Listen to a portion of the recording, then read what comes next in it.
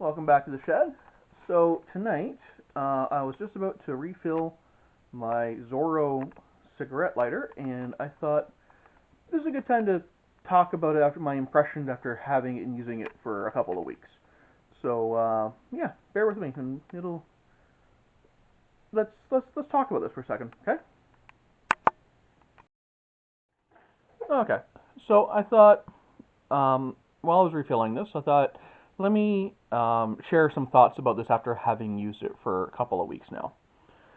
So um, the main reason why I bought this was because with my Zippo lighter, the Zippo lighter is great, but with my Zippo lighter, I never knew when I was getting low on lighter fluid. Now, I'm not a smoker, and so I never, like, because I don't have the muscle memory of flicking the wheel and then holding the button down for a butane lighter, I could never get the hang of it, and I didn't want to spend, like 2 days in a row just lighting fires on my thumb all day in order to get the muscle memory of it. So that's why I got into the zip lighters, because what I do is I'll sew some leather together, and then when you backstitch, you have to melt the ends of the thread together so that the thread doesn't come apart. And for a while, when I first started doing leather stuff, I would use matches, just a plain wood match. Because a wood match, generally strikes almost every time, right? But then I got into a problem of, having a whole, like, what do you do with your used up burnt match? And what if your box of matches is damp? And believe it or not, matches, like, per strike can be kind of expensive if you're using a whole box all the time, right?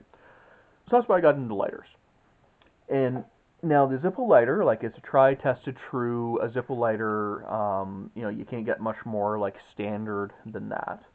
But like I said, I felt like every 2 or 3 days, or 3 or 4 days, I was having to refill it because the lighter fluid would evaporate. Excuse me, and I found it really annoying to be like just about to sew something together and then realize, oh no, my lighter is empty because I'm quite often I'm in the house, or I'm at a buddy's house, or I'm somewhere that's not within easy reach of a bottle of lighter fluid. So recently I decided to get something like this because what's cool about this is it has this see-through tank where you can see the level of the fluid. So I can come in here and be like, oh, hey, I'm getting low. I should go refill this thing, today or in the next day or two. Um, so to do that is really straightforward. So actually here, let me show you the parts of this. So you got your flick cap, just like a regular Zippo. And when it closes, it has a nice satisfying snap, just like a Zippo. And so this round ring goes around the ring where your flame is, where that wick is, to snuff it out, just like a Zippo. And you have these air grills to let the air in to the flame, just like a Zippo. See? Works just like a Zippo. Okay. Cool. And so under this screw, you've got a long spring with a flint, just like a Zippo. This is where it gets different to the Zippo. So what you do is you take your screwdriver. Actually, before I do that, let me open up my lighter fluid.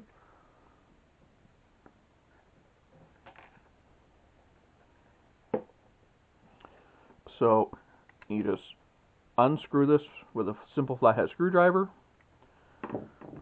It's the size, I'm sure you could probably use like a quarter or a loonie or something too. So you just loosen this up a little bit. And once you get it loosened up,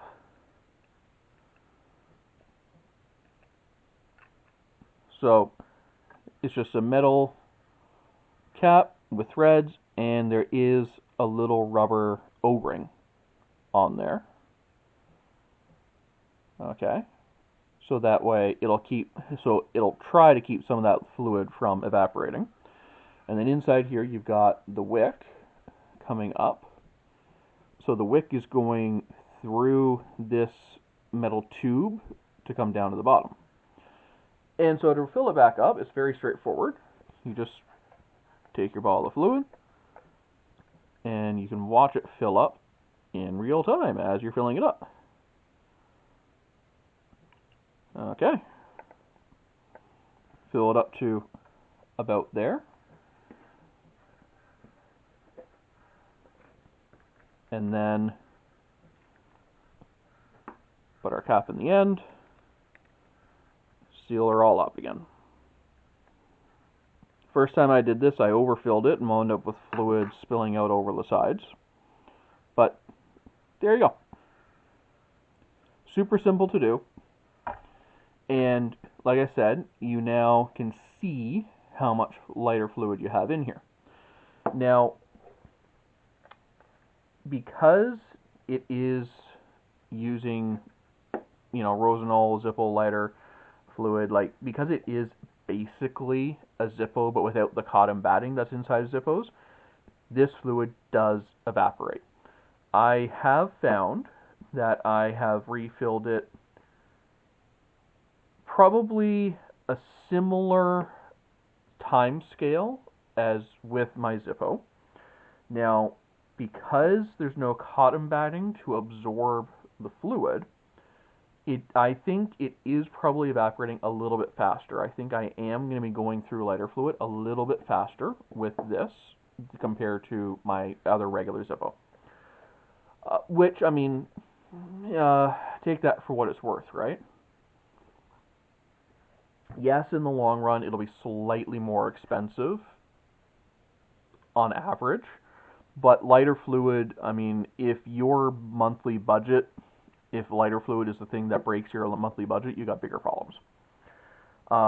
Because for me, being able to see when I'm getting low, that's worth a lot. Now, when I carry it in my shirt pocket, what happens is as I walk through the day, it tips sideways. And as you can see, that is not a perfect seal around there. You can see that it is, I don't know if the camera's going to pick it up, but it is like a little bit of a glisten in there. That's because that wick is weeping the fluid. So the fluid is evaporating from there. And so even though it's not evaporating from the bottom the way that a Zippo does, because Zippos are terrible for seals on the bottom because this is sealed with that O-ring, it is going to evaporate up through the wick. And so if you have this sideways, then that will speed that evaporation. I did find that when I was storing it in my shirt pocket, that it was evaporating a lot faster. So what I'm finding that I'm using it for is I sit it on the table beside me when I'm doing my sewing. Because really, when I sit at a chair, I always have my spool of thread, I've always got my pin cushion, and then I just sit this beside it. It's just, like a little pile of junk that I use kind of thing, right? And so I find that as long as I keep it sitting straight upright, it evaporates a little bit slower.